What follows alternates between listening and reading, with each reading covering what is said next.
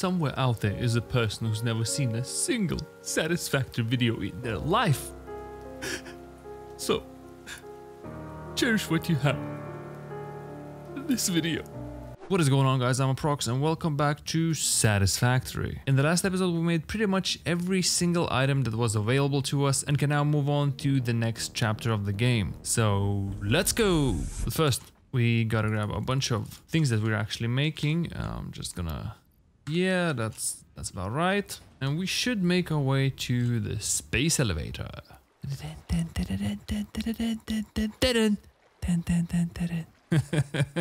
I'm sorry, I'm just being stupid again. There we are. So let's just yeet everything we got into this bad boy. Bye, have a beautiful night. Oh, and then we have new power stuff. That's kind of neat. Oh, and also conveyors. Yeah, we need this one ASAP. But you know what? We're gonna have to unlock a bunch of stuff first. I've got an idea. We have oil products in our awesome shop. So if we take it back here, we can simply unlock stuff. Oh, that's a cheese way of doing it, but damn, I'm gonna do it. Oh yeah, let's see what we need to build it. What do we need to build it? Oh, we can build it right away. Oh man, no more parachutes for us.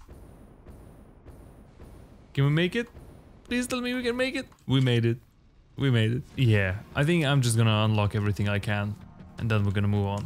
But anyway, before we go any further, we have unlocked a bunch of new stuff to make. If you go here, for example, we see turbo fuel. I'm really curious about this stuff, and we also are on the verge of having to build a new massive building. So we are gonna need a lot of power shards, and we're also gonna need a lot of hard drives to unlock those sweet alternate recipes. Now, if you look at our map, nothing pops up right away, but if I hover over this thing, tiny orange dots light up on the map. All of these markers are crash sites with hard drives in them, obviously, that I can unlock. So for our run, I have a bunch of stuff: rotors, motors, stators, wiring, frames, and what have you.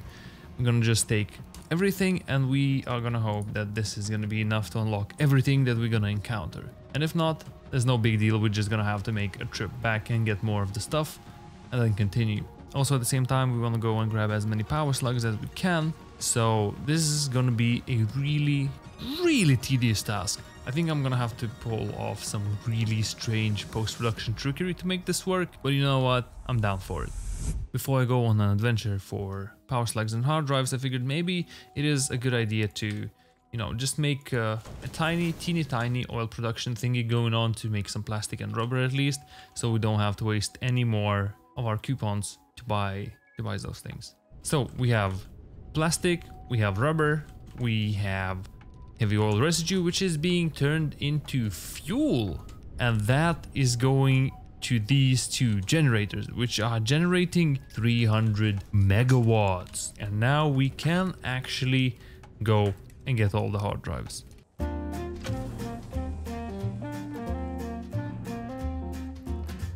And power slugs.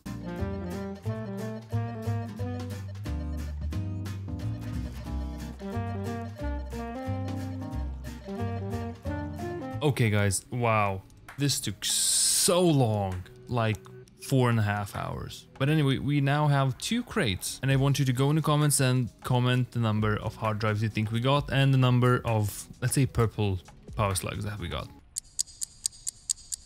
Did you do it? Did you do it? Okay. As you see, we got 51 hard drives, 35 blue power slugs, 50 yellow power slugs, and 19 purple power slugs. So we can make 35 power shards from blue power slugs, 100 from the yellow ones, and 95 from the purple ones. That's insane. That's literally insane.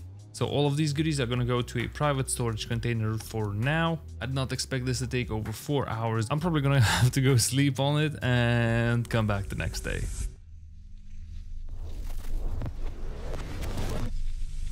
Okay, so we have finished scanning every single hard drive that we found. Well, technically that's a lie, because we still have one left, but just because we actually ran out of recipes to unlock. So if we take a look at our refinery, we have every single recipe that we could possibly have. At this point in the game, I'm very curious about this one in particular.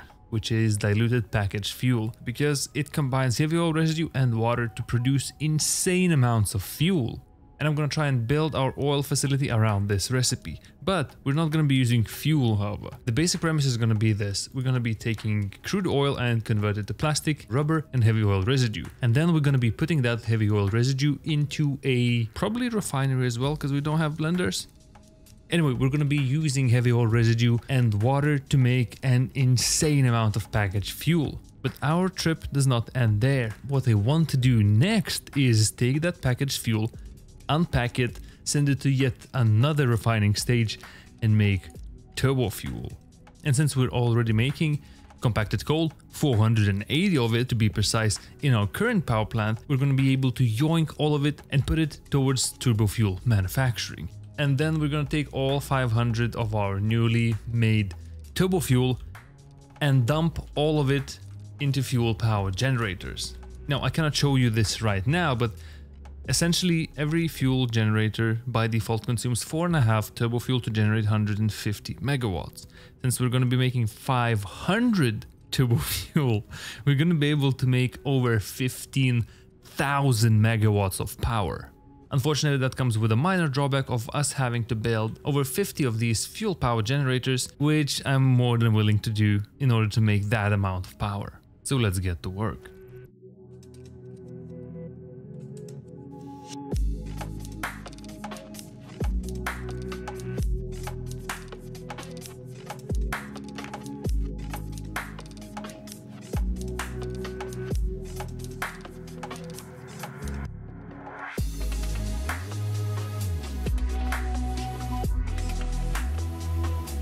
So what we have here is a massive flat piece of, well, foundations, which we are going to be covering in all sorts of machinery: refineries, packagers, unpackagers, then fluid buffers, containers, belts and pipes and what have you. And as usual, we also have this cavity layer, but this time it is not 3 meters high, but 7. We also have this very neat and modern looking bus for all of our pipe work, which is not only going to house all the pipes for oil, but also water, because we're going to be needing some water as well. I know I could have taken water from here, or there for that matter, to make quick work out of the piping, but I didn't want to just have pumps out here in open, so I had to be a little sneaky about it. So if we make our way around here, you can probably already see that we have some piping going on. And that is because we have this neat looking water extraction site. I know it's a little unorthodox and unique looking, let's put it that way. But I had to improvise and make it stealthy looking and kind of curve around the cliff right here, so it doesn't stand out as much. And I think I did a pretty good job. All of these extractors are pumping 600 cubic meters of water to this container right here, which has a nice little pump on its output, and that is going to push our water all the way to our oil resource bus, which is somewhere this direction straight through the cliff. So as I was saying, we have 600 oil in this pipe and we have 600 water in this one. And the water is coming from all the way down there. I know that this pipe work looks kind of weird and lazy, but I just made it so it's connected. But you know what? Let me fix that real quick. Okay, yeah, this is way better. I should have done it from the start, honestly. So anyway, as I was saying, we have 600 oil here, 600 water here, and everything is making its way to our massive foundation. And if we come outside here, we see 2 separate colors for 2 separate resources. Now, in terms of design, I'm thinking something like this. Nicely curved entrances, nicely curved windows, all reflective. I don't know if I'll be able to pull it off in the entire factory, but I'm sure as hell I'm gonna try. So I've been doing some work and I think we are getting closer to being able to delete all of this and move pretty much everything that's going on down there inside there. If we make our way up this lookout tower, you can see that this is not particularly exciting, but it is highly functional. So refineries on this side are going to be making 200 plastic and 100 heavy oil residue, I believe, and the machines on that side are going to be making 200 rubber and 200 heavy oil residue, totaling at 300, which is the most important part, and whatever's left, in this case plastic and rubber, are essentially byproducts for me. Because while we still are going to be utilizing them to build, let's say, canisters or circuit boards, those resources are not going to be the primary target of this factory. There we go. Now all we need to do is go downstairs and pull up all the piping. Or you know what? Maybe I should actually sort out the piping up here first. Yeah, I think I'm gonna do that first. Okay, now once I finish connecting all of these belts, I mean, everything up here should be done and dusted. So all that's left now is sort the logistics in the underlayer. Oh wow, I nailed this backwards walking. Luckily for us, we're only producing 300 heavy oil residue, so everything can go into a single pipe. So if I lay one pipe right through the middle here and just connect everything from the sides, everything should be fine. And let's not forget, we have to get our oil to all of the inlets on this side and all of the inlets on this side. That is probably going to be the trickiest part, but you know what? It's not that complicated. I just have to split it in two.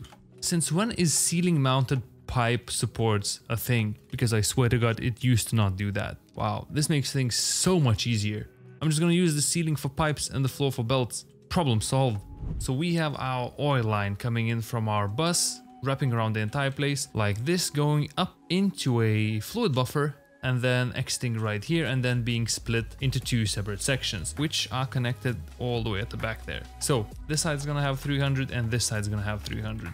I'm not sure if I should actually limit those, so for now, let's say I'm just gonna make it free flow, and that's gonna be it for our inputs. Now for our outputs, we have one line of mergers on this side for rubber, and we have another line of mergers on this side for plastic. And just as I said previously, we have a single line for heavy oil residue, which is making its way all the way up here into the reservoir above. So now I could actually disconnect the entire thing from here and force feed the oil to our beginner factory, but we're gonna run into power issues, so I'm not gonna do that just yet. I'm not sure how I'm gonna solve the initial demand for power, because we have 10 refineries connected and ready to go over there, and they require 9.